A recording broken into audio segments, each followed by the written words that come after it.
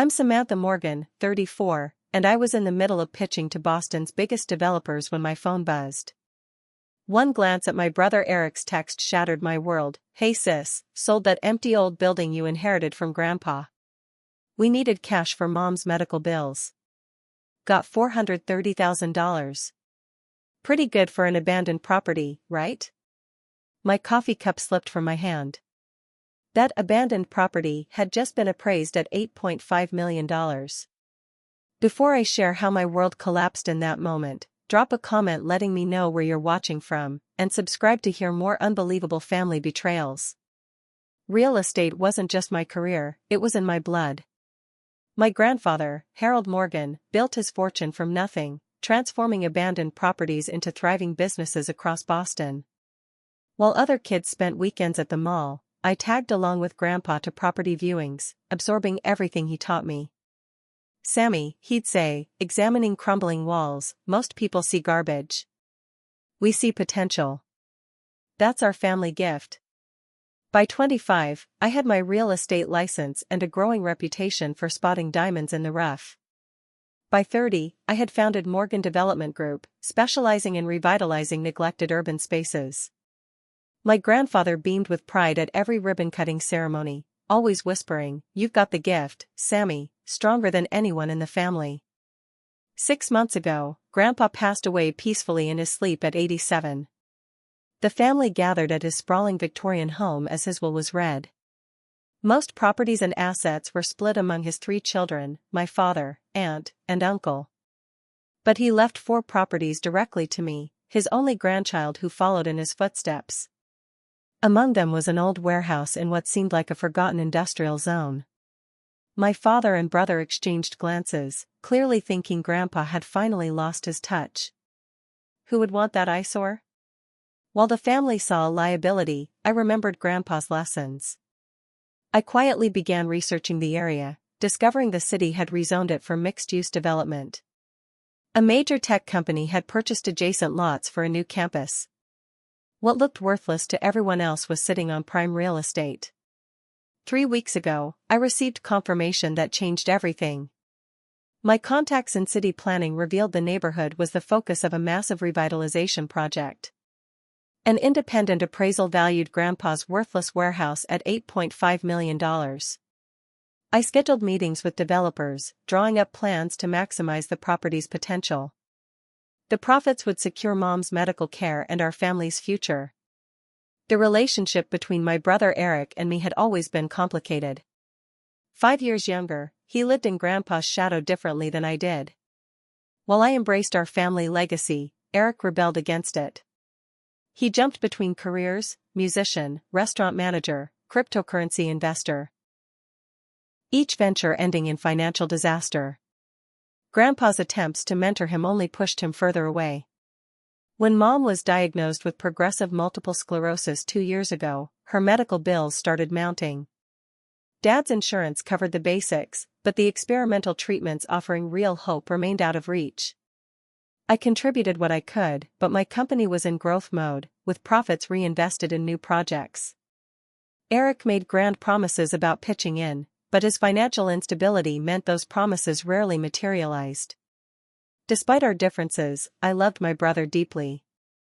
I understood his resentment toward Grandpa, whose approval I'd won effortlessly while Eric struggled. I planned to use the warehouse windfall as a way to heal our family. Mom would get her treatments, and Eric would receive enough to erase his debts and start fresh, perhaps even join my company if he wanted.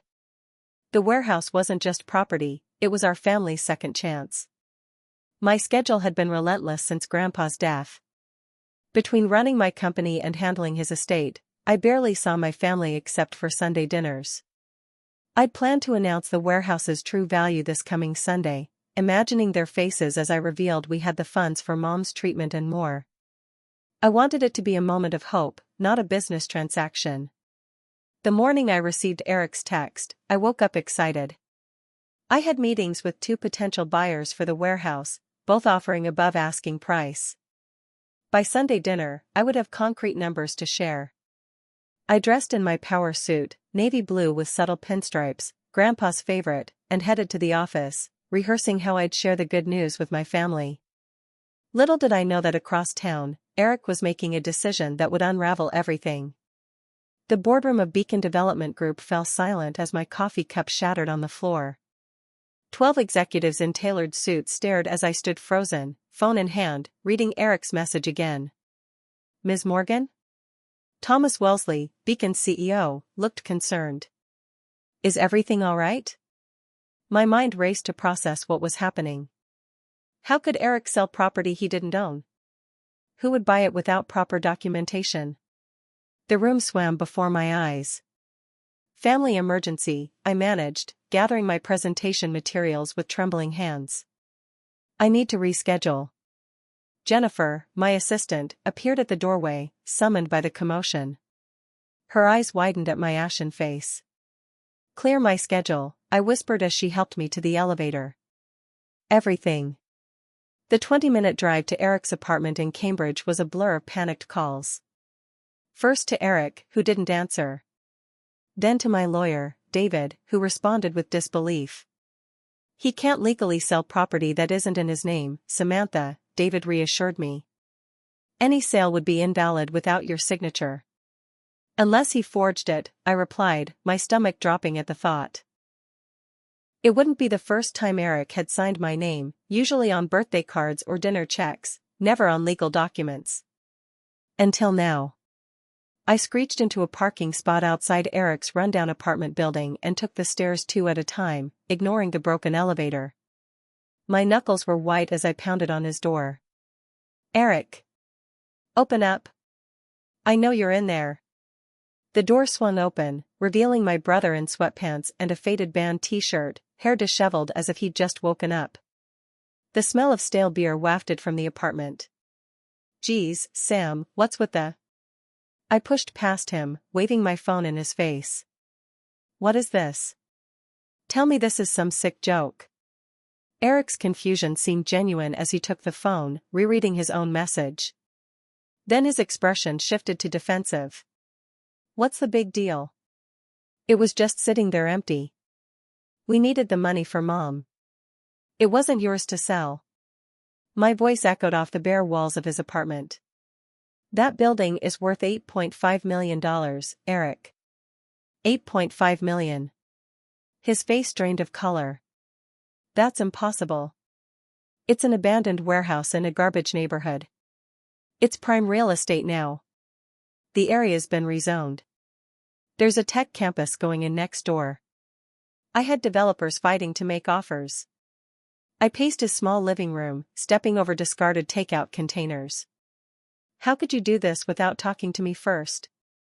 Eric collapsed onto his threadbare couch. 8 million? That can't be right. Who did you sell it to? How did you even find a buyer? This developer guy approached me a few weeks ago. Said he was buying up properties in the area, offered cash. Eric ran his hands through his hair. I thought I was being smart for once, handling things instead of waiting for you to make all the decisions. What developer? What's his name? Maxwell Grant. From Grant Development. My blood ran cold. Max Grant had a reputation for predatory real estate practices, targeting vulnerable property owners. If he'd approached Eric, he knew exactly what the warehouse was worth. How did you complete the sale without my signature? I'm the legal owner. Eric's silence told me everything. You forged my name. It wasn't a question. The guy had papers ready. Said it was standard procedure, just needed signatures. Eric wouldn't meet my eyes. Mom's last treatment wiped out her savings. The insurance denied her claim for the new medication. I was desperate. So you committed fraud? My voice rose with each word. Do you understand what you've done? This isn't just about the money, Eric. You could go to prison. Prison? Eric's head snapped up, fear replacing defensiveness. It was just a signature. The money was going to help Mom. By selling a property worth millions for pennies on the dollar? Where's the money now? The $430,000? I paid off Mom's medical bills. About $200,000. The rest is in my account. I was going to surprise everyone, be the hero for once instead of the family screw-up. I sank into a chair opposite him, my anger momentarily displaced by the enormity of what we were facing. We need to call this Grant person. Explain the situation. Get the sale reversed. Eric laughed bitterly. You think a guy who paid less than $500,000 for an $8.5 million property is going to just hand it back? He was right. If Grant knew the property's true value, and he certainly did, he had orchestrated this entire situation, targeting my financially desperate brother to secure the deal of a lifetime. When did you close the sale? I asked, already reaching for my phone to call David again. Papers were signed yesterday. Money transferred this morning. Less than 24 hours. Maybe there was still time to stop this. As I dialed David's number, I looked at my brother, really looked at him. Beyond the anger and betrayal, I saw the same little boy who used to trail after me, desperate to be included. The same teenager who retreated into himself when he couldn't measure up to Grandpa's expectations. The same young man who made increasingly reckless decisions, each one an attempt to prove his worth to a family that already loved him. But right now, I couldn't focus on that. I had a property to reclaim and a brother to save from his own worst mistake. David's law office was a stark contrast to Eric's apartment, all polished mahogany and leather-bound books. I sat across from him, a folder of hastily gathered documents between us, while Eric slouched beside me, still processing the magnitude of his error. This is serious, Samantha, David said, reviewing the documents Eric had provided. The sale contract appears legitimate. Grant covered his bases. But the signature isn't mine, I insisted. David nodded grimly. That's where it gets complicated. Contesting the signature means filing a fraud report, which opens a criminal investigation. He glanced at Eric. Into your brother. Eric paled further. Criminal? Like, actual charges? Forgery, fraud, identity theft, David listed clinically. Potentially 5 to 10 years depending on the judge. My hands gripped the armrests of my chair. There must be another option. We could attempt to prove Grant knew about the forgery, making him complicit, David suggested. But we'd need evidence.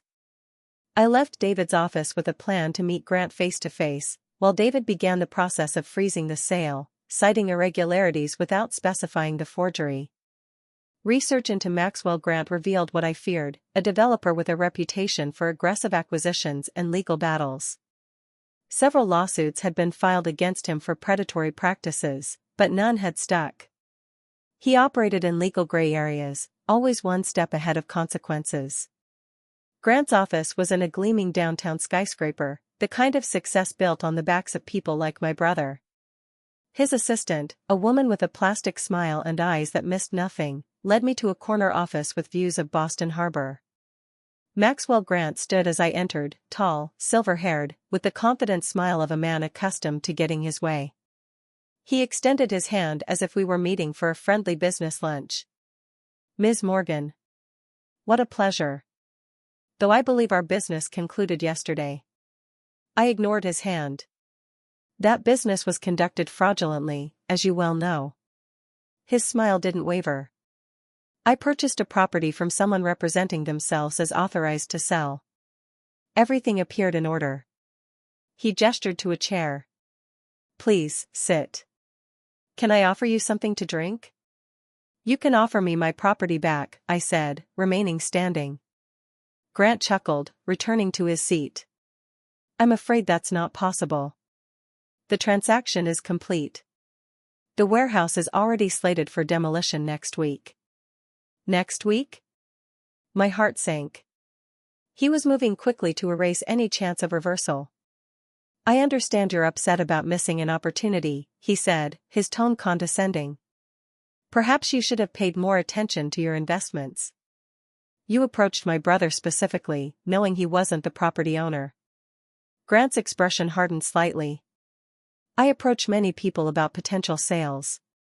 If your brother misrepresented his authority, that's hardly my concern. He leaned forward. Though I wonder how a court would view someone who forged a signature on legal documents. The threat was clear. You knew exactly what you were doing, I said, my voice steady despite my racing heart. You targeted my brother because of his financial situation. You knew the property's true value. Prove it. Grant's smile returned. Meanwhile, I have documentation showing your signature on a legal sale. Contesting that signature would mean admitting it was forged. Are you prepared to send your brother to prison over a business mistake? I left Grant's office with his warning echoing in my ears. He had outmaneuvered me, using Eric's desperation as leverage. Back at my office, I found 3 missed calls from potential warehouse buyers, eager to increase their offers. The irony was crushing. Jennifer handed me a stack of messages with concerned looks. Everything okay? The Beacon Group called twice about rescheduling. Business deals that now seem trivial compared to the crisis at hand. I locked myself in my office, trying to formulate a plan. My phone buzzed with a text from Mom, reminding me about Sunday dinner. How could I tell her what had happened? That her medical care had been secured at the cost of Eric's freedom or our family's financial future? Eric wasn't making things easier. He alternated between panicked calls about prison time and defensive accusations that I should have told the family about the property's value sooner. You were keeping it secret, playing big shot developer, he shouted during one particularly heated call. If you'd just been honest, none of this would have happened. His words stung because they contained a grain of truth. I had kept the information close, planning a grand reveal rather than simply sharing the news. Had my desire to be the family hero contributed to this disaster? By Friday, the situation deteriorated further. Eric admitted he'd already spent some of the remaining money, paying off his maxed-out credit cards and making a down payment on a new car, believing the family would celebrate his financial rescue. Now that vehicle sat in his apartment parking lot, a $45,000 monument to his misguided intentions. I met with Patricia Sanchez, a prosecutor friend, for coffee. Her assessment was blunt. If Grant presses the issue, Eric is in serious trouble, she confirmed. Forgery with this dollar amount isn't something judges take lightly. Even if the money was used for medical bills? For our mother? Patricia's expression softened slightly. Noble intentions don't negate criminal actions, Sam. The law is pretty clear on this. My professional life was suffering too. I'd missed 2 major client meetings, and the Beacon deal, potentially worth millions itself, was teetering on collapse due to my sudden disappearance from negotiations. My assistant fielded increasingly urgent calls while I tried to keep my company from becoming collateral damage in this family disaster. Grant began applying pressure in subtle ways. His assistant called with an opportunity to partner on future developments, a thinly veiled attempt to use my expertise while keeping me silent about the warehouse deal. Mr. Grant believes your insight would be valuable, she said smoothly.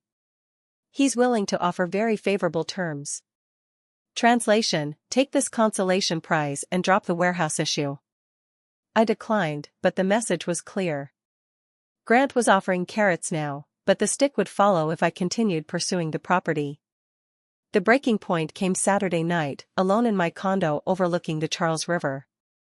The lights of Cambridge twinkled across the water, including the neighborhood where that warehouse stood, my grandfather's final gift, now slipping through my fingers. For the first time since this began, I allowed myself to cry. Not just for the lost money, but for the fracturing of my family, for Eric's misguided attempt to help that might cost him everything, for my own role in this mess. I had one day to find a solution before facing my family at Sunday dinner, where everything would inevitably come to light. As I wiped away tears, staring at the city lights, something Grandpa once told me returned with sudden clarity. In real estate, Sammy, leverage isn't just financial. Information is the most valuable currency. What did I know about Maxwell Grant that might give me leverage? What information might be my currency? I opened my laptop and began a different kind of research, looking not at Grant's properties, but at the man himself. There had to be something I could use, something to save both the property and my brother. Sunday dinner at my parents' house had been a Morgan family tradition for as long as I could remember. No matter how busy our lives became, we gathered around Mom's antique oak table each week, sharing meals and maintaining connections. Today, that table felt like a battlefield. I arrived early, hoping to speak with Mom and Dad privately before Eric showed up, but he had beaten me there. Through the kitchen window, I could see him gesturing animatedly, my mother's worried expression visible even from the driveway. Dad opened the door before I could knock. "You'd better come in," he said, his usual warm greeting absent. "Apparently we have a situation." The kitchen fell silent as I entered. Mom sat at the table, her hands clasped tightly together, the tremor from her MS more pronounced when she was upset. Eric stood by the window, arms crossed defensively. "Is it true?" Mom asked. "The building Eric sold was worth millions?"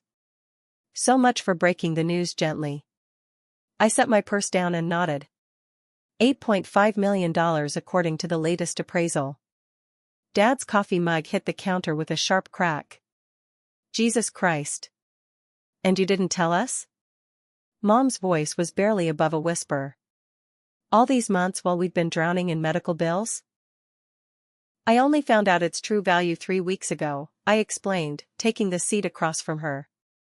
"I was getting everything in order, entertaining offers from legitimate buyers. I was going to tell everyone today." I looked pointedly at Eric. "I wanted to surprise you with good news, not half-baked plans." "Surprise us?" Eric's bitter laugh filled the kitchen. "You mean swoop in and play savior, like always. Grandpa's perfect little protege." "That's not fair," I started, but Mom raised a hand, stopping our familiar argument before it could gain momentum. "What's done is done. The important thing now is fixing this." She looked between us. "Can we get the property back?" I explained the complications, Grant's refusal to void the sale, the legal implications of contesting Eric's forgery, the rapidly closing window before demolition began. "Demolition?" Dad looked stricken. "Harold's old Charlestown warehouse? They're tearing it down?" I nodded. "Grant's moving quickly to eliminate any chance of reversing the sale. So either Eric goes to jail for fraud, or we lose millions," Mom summarized, her voice steadier than I expected. "Those are our options?" The kitchen door opened as my Aunt Lisa and Uncle Paul arrived, followed by my cousins. Sunday dinner was officially beginning, our private family crisis about to become very public.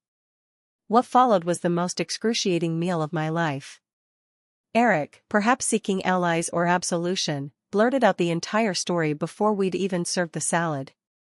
The table erupted in overlapping reactions, shock, anger, blame tossed in all directions. "How could you not tell anyone about the property value, Samantha?" Aunt Lisa demanded, always quick to find fault with her brother's children. "How could Eric sell something that wasn't his?" Cousin Michael countered. Uncle Paul, the family peacemaker, tried to focus on solutions rather than blame, but his suggestions, family loans, second mortgages, fell woefully short of the millions at stake. As accusations flew across Mom's carefully set table, I watched her shrink into herself, her illness momentarily forgotten by everyone except her. The stress was visibly taking its toll. This was exactly what her doctors had warned against. "Enough." I stood suddenly, my chair scraping loudly against the hardwood floor. "This isn't helping." "What would help," Eric said bitterly, "is if you'd shared the wealth instead of hoarding information like some corporate dragon." I was doing my due diligence. My composure finally cracked. Some of us actually research before making decisions that affect the entire family. Some of us were watching Mom suffer while you played real estate mogul. Eric shouted back. "Stop it. Both of you." Mom's voice cut through our argument with unexpected force. Her water glass had overturned, spreading across the tablecloth like the problems we could no longer contain. "This isn't who we are. This isn't what your grandfather built." The silence that followed was deafening. "I need some air," Eric muttered, pushing away from the table and heading for the back door. The slam echoed through the house, followed by the roar of his new car's engine as he peeled away from the driveway. I helped Mom clean up the spilled water, our audience of relatives awkwardly resuming their meals. "I'm going to fix this," I promised quietly. "I know you will," she said, her hand briefly squeezing mine. "But remember what's really at stake here. It's not the money, Samantha. It's your relationship with your brother." I left dinner early, driving straight to my office. The Sunday security guard nodded as I badged through, used to my irregular hours. The quiet of the empty building helped me think. At my desk, I called Melissa, the private investigator my firm kept on retainer for property background checks. "I need everything you can find on Maxwell Grant," I told her. "Business dealings, personal history, legal troubles, especially anything that hasn't made it to court. I need it by tomorrow morning." Next, I called David, waking him from what sounded like a peaceful evening with his family. If Grant knew about the forgery, wouldn't that make him party to the fraud? I asked, an idea forming. "Potentially," David said cautiously. "But proving he knew would be difficult. What if we had evidence he'd done this before? Approached family members who weren't property owners, suggested they forge signatures?" David's interest was piqued. That would establish a pattern of behavior. It might be enough to get the sale voided without implicating Eric specifically. It was a long shot, but it was something. I spent the night at my office, researching Grant's past deals, looking for similarities to our situation. Around 2 a.m., my office phone rang, Eric calling from a bar downtown. "They're towing my car," he slurred. "I can't drive anyway. Too drunk." I called him a rideshare and gave his address, then returned to my research. An hour later, he called again from his apartment. "I really messed up, Sammy," he said, sounding more sober but emotionally raw. "I thought I was finally doing something right. Being useful for once." "I know you did. Grant approached me at Dad's birthday party last month," he continued. "Said he'd heard I was Harold Morgan's grandson. Asked if I'd inherited any properties. I mentioned the warehouse, said it was technically yours but the family wasn't doing anything with it." This was new information. "He approached you at Dad's party? How did he even know about that?" "Said he was friends with Uncle Paul. Business acquaintance or something." The pieces clicked together. Grant had been researching our family, identifying vulnerabilities. He targeted Eric with surgical precision. "Did he suggest you could sign for me? Or did he just have the papers ready when you met?" "He said family members sell for each other all the time. Said as long as it stayed in the family, the signature was just a formality." Eric paused. I should have known better. I wanted to believe him. After hanging up, I called Uncle Paul, despite the late hour. He confirmed he barely knew Grant, they'd met once at a Chamber of Commerce event. Grant had angled for an invitation to Dad's party, claiming to be an old friend of the family. The picture was becoming clearer. Grant hadn't stumbled onto Eric and our warehouse. He'd orchestrated the whole thing, researching our family, targeting my brother as the weak link. I finally went home at 4 a.m., exhausted but with the outline of a plan forming. As I drifted into uneasy sleep, I realized Mom was right. The money mattered, but something more important was at stake: my family's integrity, my brother's future, and the legacy my grandfather had entrusted to me. Tomorrow, I would begin fighting back. Monday morning arrived with a glimmer of hope in my inbox. Melissa had delivered a comprehensive file on Maxwell Grant, including something I hadn't expected: a pattern. Grant had targeted family properties before, approaching secondary family members rather than legal owners. 3 cases in the past 5 years followed the same playbook: identify valuable but overlooked properties, approach financially struggling relatives, facilitate questionable paperwork. In each case, the legal owners had backed down rather than expose family members to legal consequences. I was not backing down. My first call was to Professor Robert Harrington, my old real estate law professor and mentor. Now in his 70s, he still taught part-time and consulted on complex cases. His secretary put me through immediately. Samantha Morgan. To what do I owe this pleasure? I explained the situation, sparing no details, including Eric's forgery. Fascinating case, he mused. Grant's built quite a system.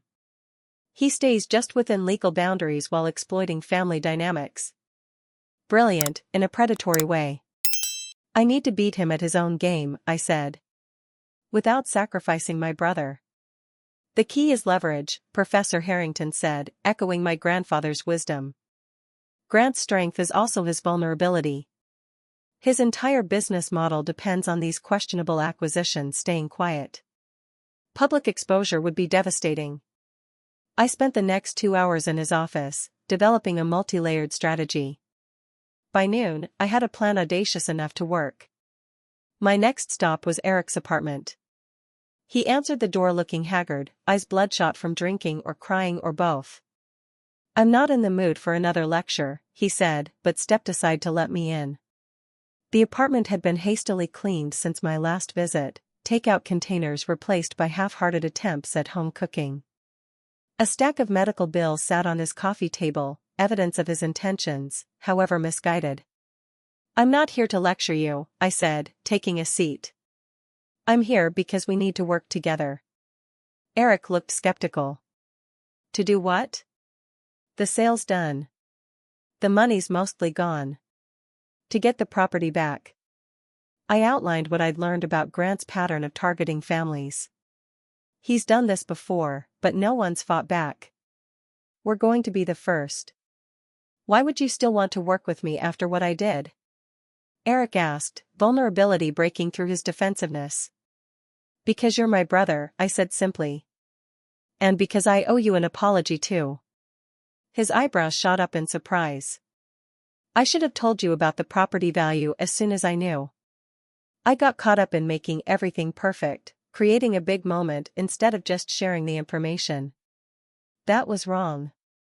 I thought you were keeping it secret because you didn't trust me with money, he admitted. Like everyone else. I've never thought you were bad with money, Eric. I've thought you were impulsive and sometimes reckless, but never bad. I gestured around his apartment. Look at what you did with the money you got, paid Mom's medical bills first. That says everything about your priorities. Then I blew the rest on a car I didn't need, he said ruefully. We all make mistakes. The question is what we do next. I handed him the folder containing our strategy. I need your help to make this work. No one knows Grant's approach better than you now.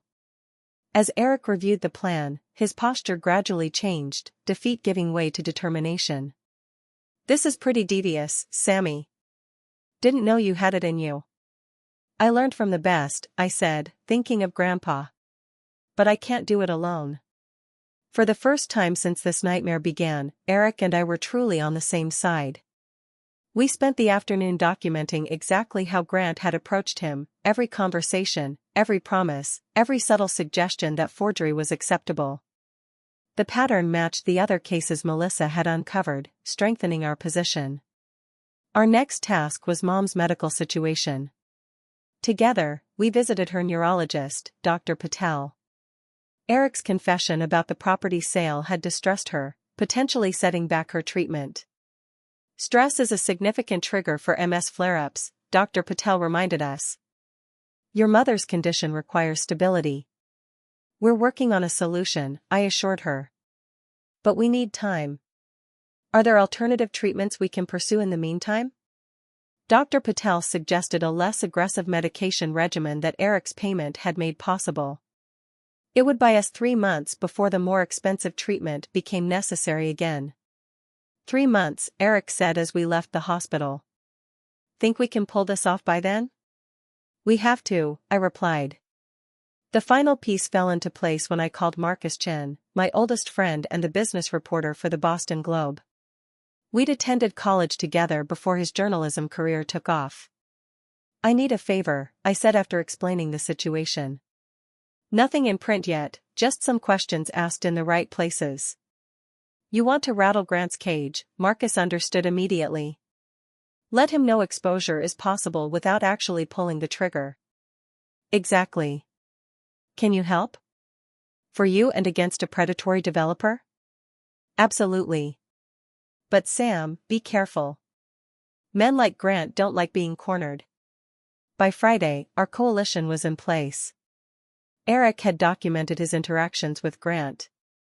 Marcus had begun making inquiries about Grant's acquisition practices. Professor Harrington had identified the legal vulnerabilities in Grant's approach. My lawyer, David, had prepared the necessary filings to contest the sale based on improper influence rather than forgery, protecting Eric while still challenging the transaction. Most importantly, I'd discovered something critical in Grant's demolition permit application. A technical error in the property description that could be grounds for a temporary injunction. It wouldn't stop him permanently, but it would buy us time. That evening, Eric and I sat in my condo, reviewing our progress. Do you think it will work? He asked, the bravado of earlier replaced by honest uncertainty. I think we have a fighting chance, I said. Grant's never faced organized resistance before. He counts on family dysfunction and shame keeping his targets isolated. We Morgans are pretty dysfunctional, Eric laughed, but I guess we still stick together when it matters. That's what Grandpa always said. Family fights family, but nobody else better try it. Eric grew quiet, staring out at the city lights. I never really understood him, you know. Why he pushed so hard, why he was so disappointed in me. He wasn't disappointed in you, Eric. He was frustrated because he saw potential in you that you didn't see in yourself. Hard to believe that when you were the golden grandchild. I followed a path he understood. That doesn't mean it was the only valid path. I joined him at the window. You know what he told me once? He said you reminded him of himself at your age, stubborn, rebellious, unwilling to take the easy road. Eric looked surprised. He never told me that. He wasn't great at expressing his feelings. Kind of like someone else I know.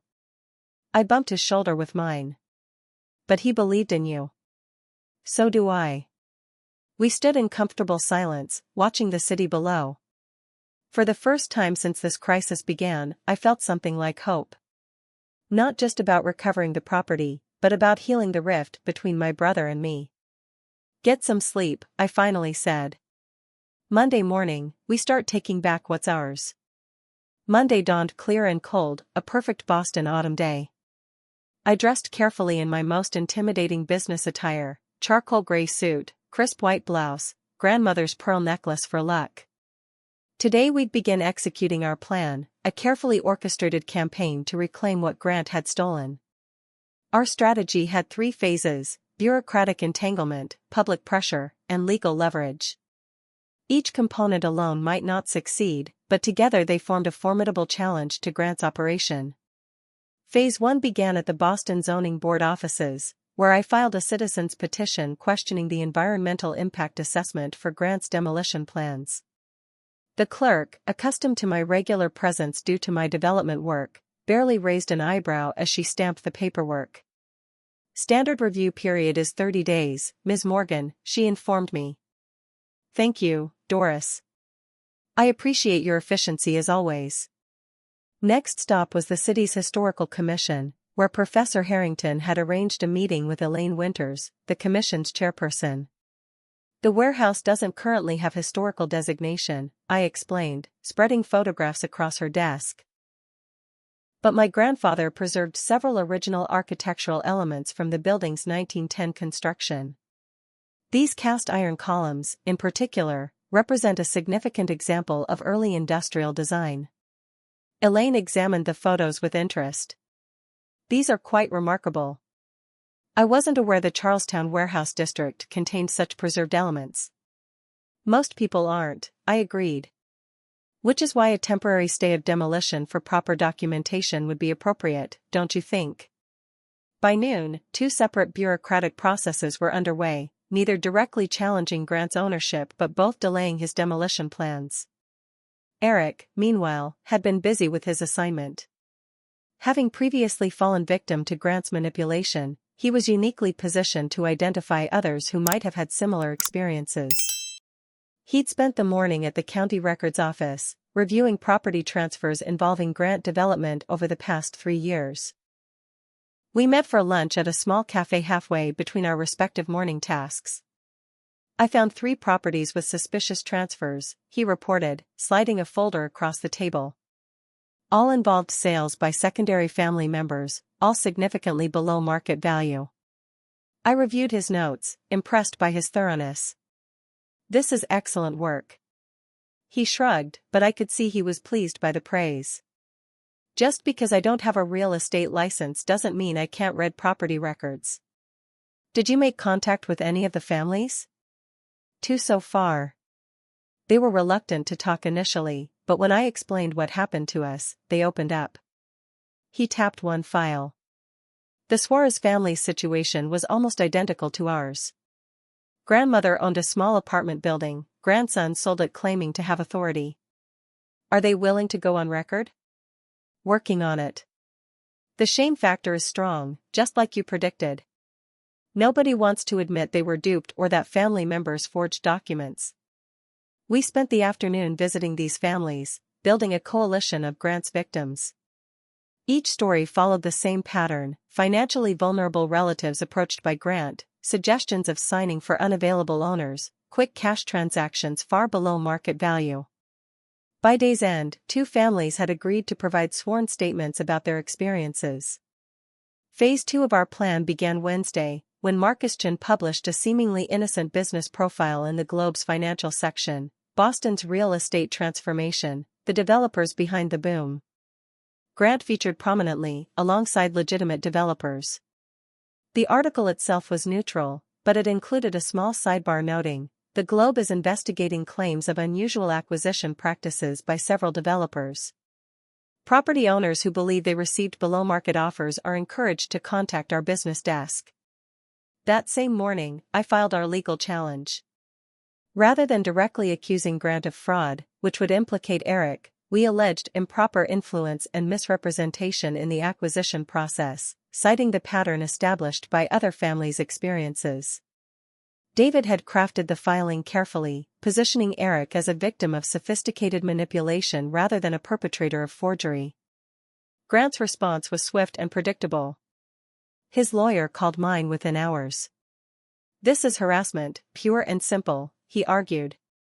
"My client engaged in a legitimate business transaction. If your client's brother misrepresented his authority, that's a family matter, not Mr. Grant's concern." David held firm. "We have documented evidence of a pattern suggesting your client deliberately targets family properties through secondary members. The court will find this relevant." The legal maneuvering continued throughout the week, with motions and countermotions flying between law firms. As David had predicted, Grant's team focused on threatening to expose Eric's forgery if we proceeded. "Let them," Eric said when I reported this development during our Friday strategy meeting. "I'm prepared to face the consequences if it means stopping Grant." His willingness to risk his freedom moved me deeply. The brother I'd sometimes dismissed as selfish was showing remarkable courage. "It won't come to that," I assured him. "The pattern we've established shifts focus from individual incidents to Grant's systematic approach." The Historical Commission delivered our first victory that afternoon, issuing a temporary preservation order requiring documentation of the warehouse's historical elements before any demolition could proceed. Grant would need to allow preservationists access to the building, access that would inevitably reveal that demolition preparations had already begun without proper permits, triggering further regulatory scrutiny. Phase 3 began the following Monday, when we arranged a meeting with Grant himself. His assistant sounded surprised by our request but scheduled us for Tuesday morning. "He thinks we're coming to surrender," Eric noted as we rode the elevator to Grant's office. "Offer some face-saving compromise." "Let him think that," I replied. "Overconfidence makes people careless." Grant welcomed us with the same smug smile I remembered from our first meeting, gesturing to the conference room where his lawyer and 2 associates waited. "Ms. Morgan, Mr. Morgan. I appreciate your willingness to discuss this matter sensibly. These legal maneuvers benefit no one but the attorneys.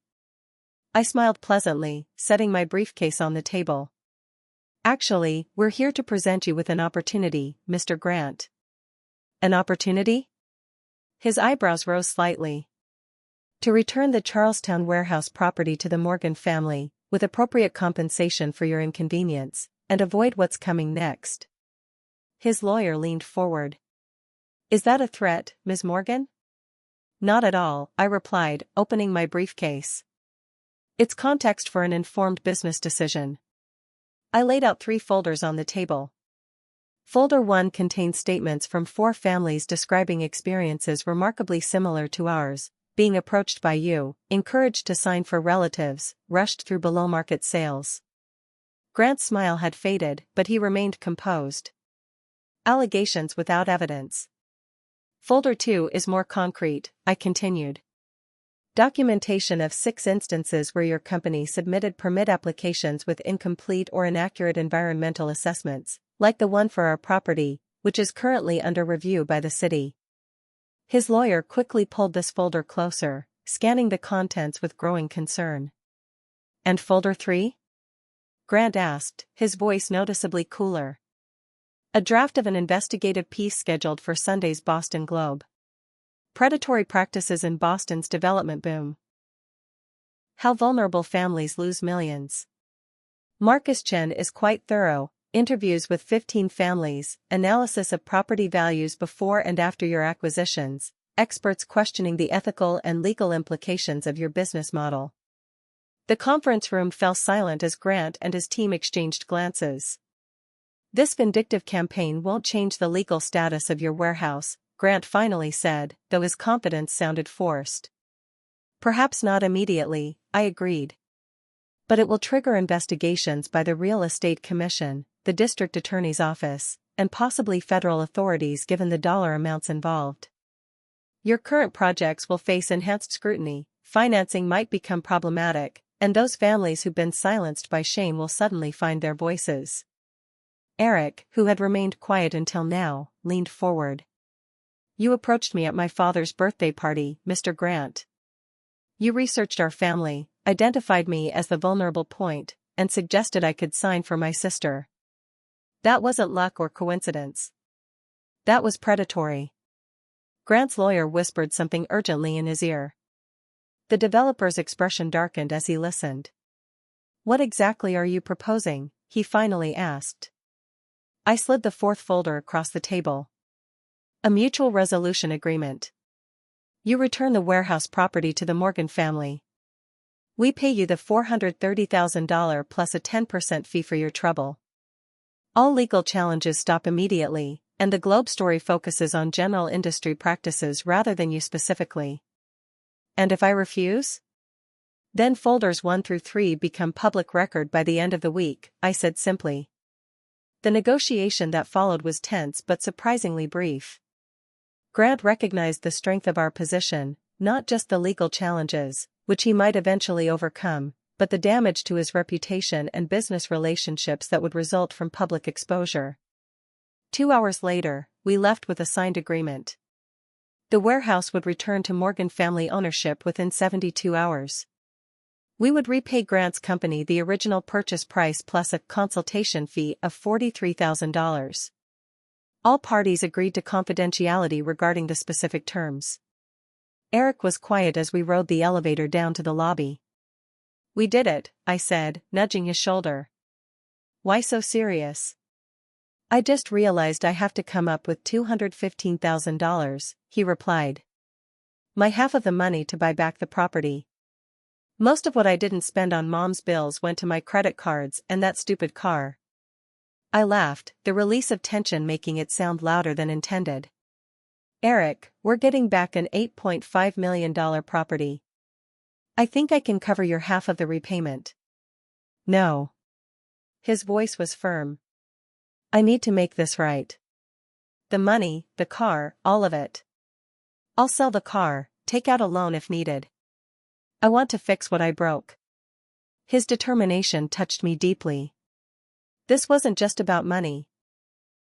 It was about responsibility and self-respect. We'll figure it out together, I promised. The final meeting took place Friday morning in David's office.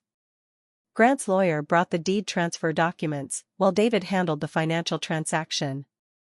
I signed where indicated, officially reclaiming my grandfather's property. As we left the office, deed safely tucked into my briefcase, Eric turned to me. What happens next? With the property, I mean. That, I said, linking my arm through his, is something I think we should discuss as a family. The Sunday dinner following our victory felt entirely different from the tense, accusation-filled meal of 2 weeks earlier.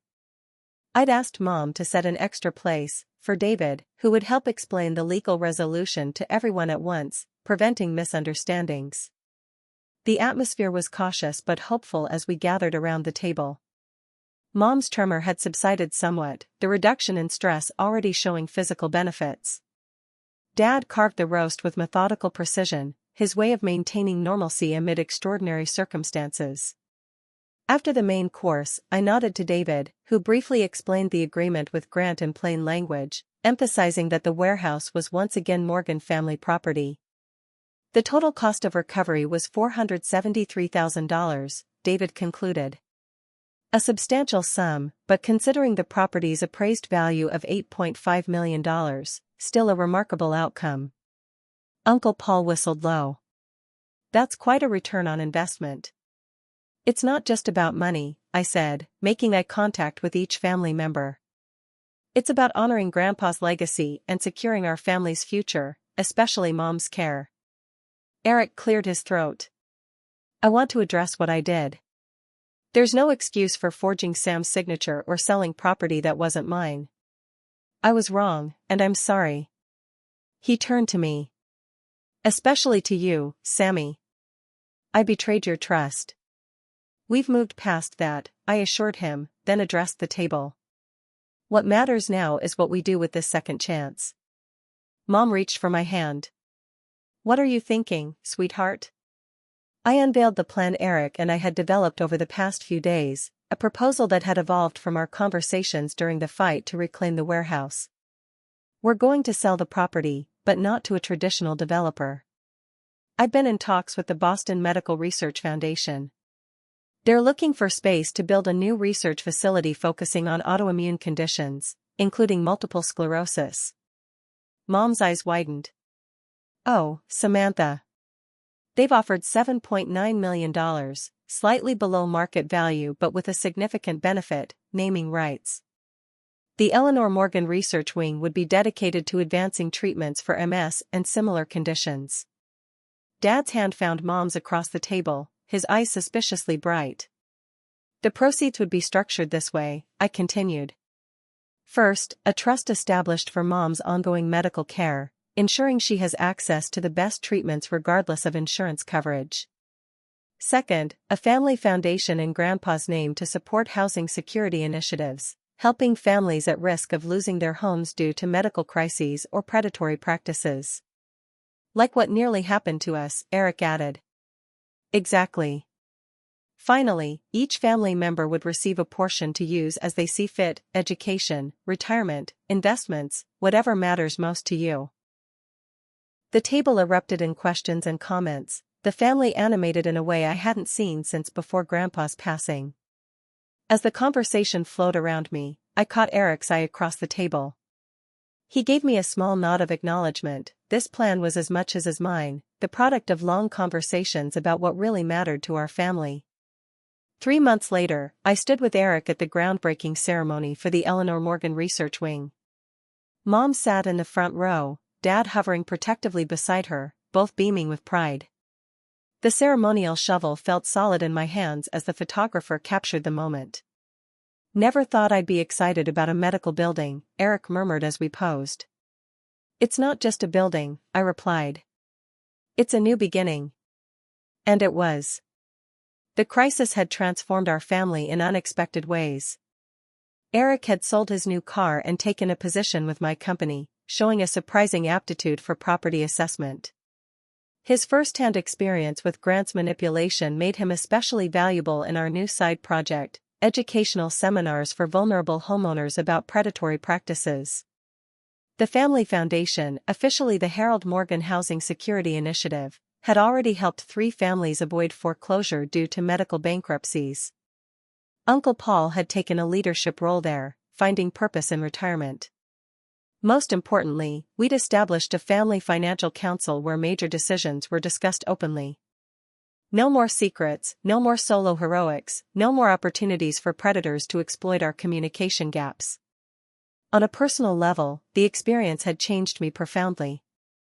I still loved real estate development, but I approached it differently now, seeing properties not just as investments but as parts of family legacies, community resources, potential instruments for positive change. The warehouse transformation was nearing completion as spring arrived. The original architectural elements Grandpa had preserved were incorporated into the research facility's design, a bridge between past and future. The massive cast iron columns now stood in the building's atrium, plaques detailing their history and significance. One evening, as Eric and I walked through the nearly finished structure, he paused before the largest column. "Grandpa would have loved this," he said, running his hand along the restored metal. "Using the old to build something new." That was his gift, I agreed. Seeing potential where others saw only the past. "I think I finally understand what he was trying to teach us," Eric said thoughtfully. "It wasn't just about buildings or money. It was about vision and responsibility. And family," I added. "Always family first." We continued our tour, discussing upcoming projects and plans, the easy camaraderie between us something I'd once thought impossible. The text that had shattered my world had ultimately helped rebuild it stronger than before. As we left the building, I thought about the journey we'd taken, from devastation to determination, from conflict to collaboration. The property had been recovered, yes, but we'd gained something far more valuable, a renewed understanding of what it meant to be a Morgan. "I've been thinking about that empty lot in Somerville," Eric said as we walked to our cars. "The one next to the community garden. Might make a good spot for affordable housing." I smiled, recognizing Grandpa's gift for spotting diamond-in-the-rough properties now emerging in his grandson. "Let's look at it together next week. Some lessons come at tremendous cost, but if you're fortunate, what you gain in return proves worth far more than what was nearly lost." For the Morgan family, a text message that could have destroyed us instead became the catalyst for our strongest chapter yet. What about you? Have you ever experienced a betrayal that ultimately led to something positive? Or faced a crisis that revealed strengths you didn't know you had? Drop a comment below, hit the like button if this story resonated with you, and subscribe for more stories about family challenges and triumphs. As Grandpa Morgan always said, sometimes you need to lose what matters to discover what truly matters. Thank you for listening to my story, and remember, in family and in life, it's not the mistakes that define us, but how we recover from them.